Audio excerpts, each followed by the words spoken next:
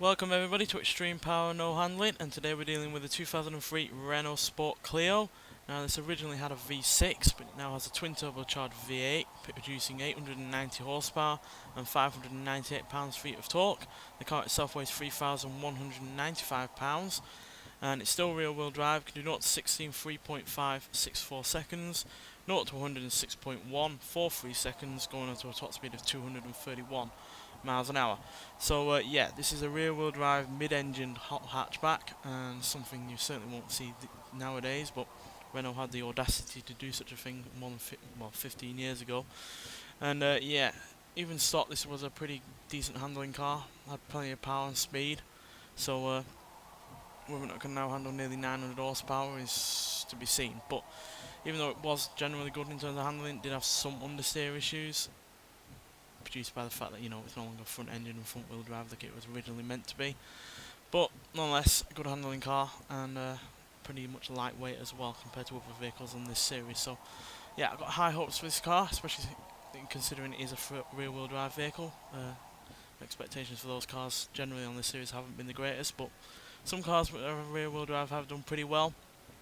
But most of them have been newer cars, like the Fiat 124 Spider, the Kia Stinger, and the Cadillac CTS-V Sedan have, you know, been around 2016, 2017 cars. So this is a lot older, but hopefully that won't be go against it too much. So yeah, let's get out there and see what it can do.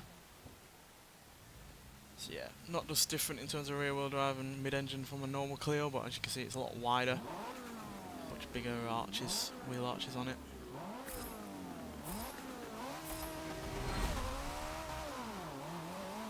Hopefully be able to deal with this extra power as well as the rain and the puddles.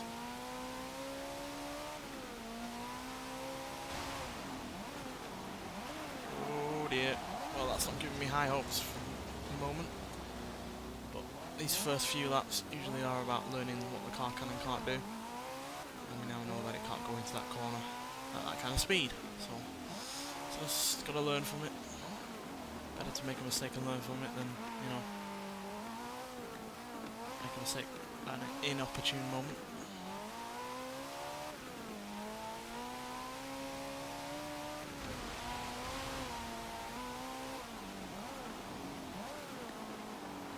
Oh, brakes are not the best. This is where I feared the age of the car would come into play, because obviously unlike the other cars that have been rear wheel drive and done really well, this is a lot older.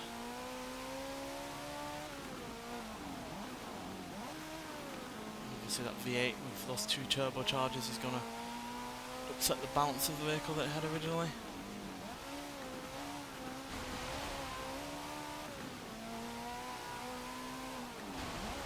Still getting up to some decent speed on that straight.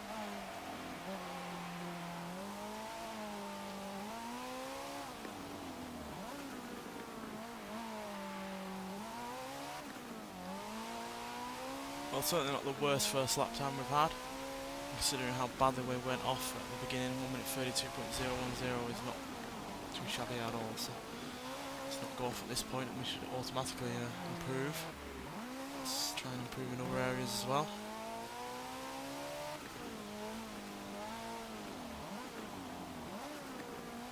A bit more cautious with the brakes. Not brake as late as we did before.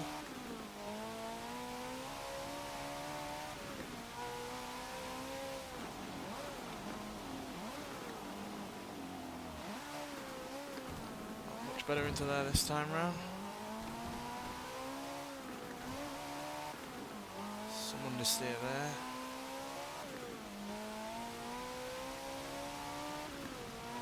This obviously wouldn't be the first time Renault have done a mid-engine rear-wheel drive hatchback. They did it with the Renault 5 Turbo in the 80s, and I kind of wish they'd do a you know, version of this nowadays, because I imagine they'd do a really good job at it in two good cars that have preceded before.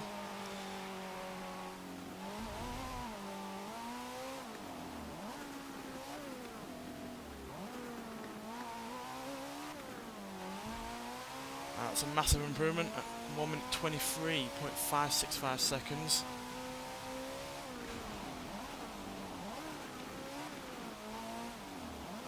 unlikely that we're going to be our fastest rear-wheel drive vehicle in the series so far at this rate.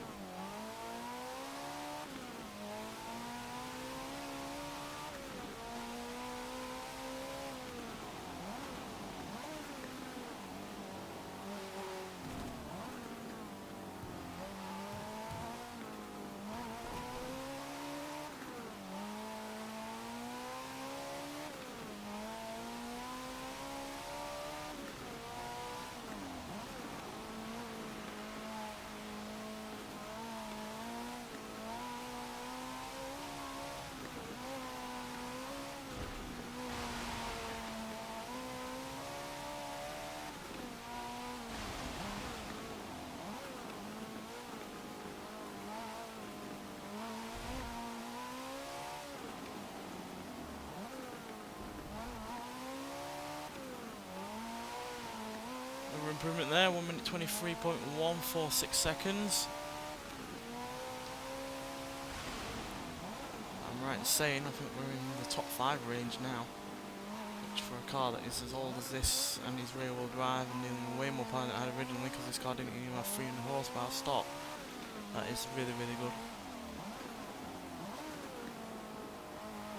Be interesting to see if we can find other rear wheel drive cars that are as old as this, or if not even older, that meet the criteria that can go in this series.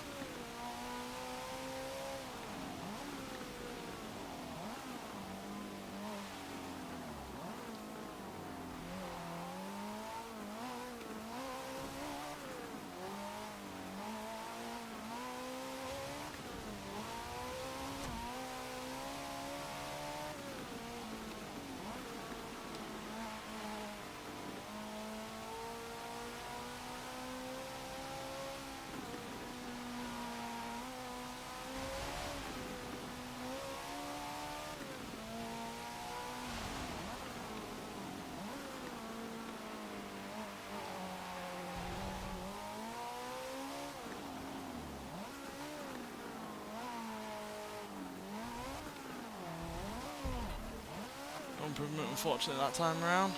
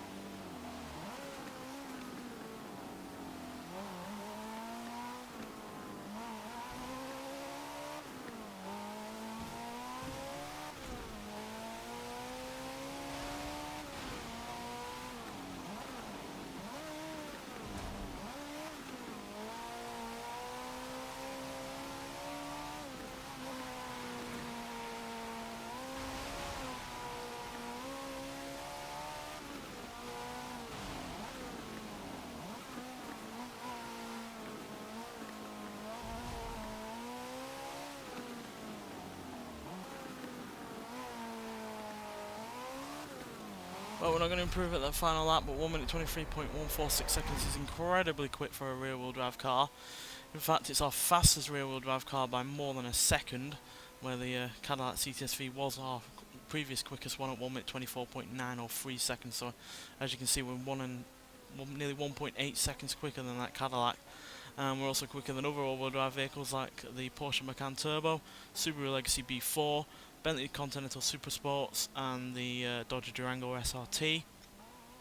Not even all that far behind the Cayenne Turbo, which put in the time of 1 minute 22.977 seconds. So, yeah, for a 15-year-old rear-wheel drive, mid-engine, hot hatchback, that is incredibly quick. Nothing really comes close to it in terms of those kind of specs, you know, rear-wheel drive, 15 years old, etc. So, yeah, really pleased with how this is done right into 4th place. Did not expect that whatsoever. I kind of expected it to be quick, but I wasn't expecting top 5 quick, not in the slightest. Maybe top 10 likely with the likes of the Fiat and the Kia, but nowhere near. I wasn't expecting to touch like the Porsches and not be all that far off the Maserati Levante, that's for sure. So yeah, really impressed with it. Obviously it had its flaws. Some of the steering issues at the front were really rather troublesome, especially around hammerhead, etc. And obviously it did have a tendency to have some oversteer issues as well. Braking was the biggest problem though, especially as you can see into braking into the hammerhead. In this point we did obviously go into the tyre bundle at one point, but overall, because I mainly think because the acceleration was so good, it was obviously a quick car to drive around this course on this series. So yeah, I'm going to be looking out for other cars like this to see what they can do, be it older or around the same age. Anyway, thanks for watching, and I'll see you in the next one. Bye.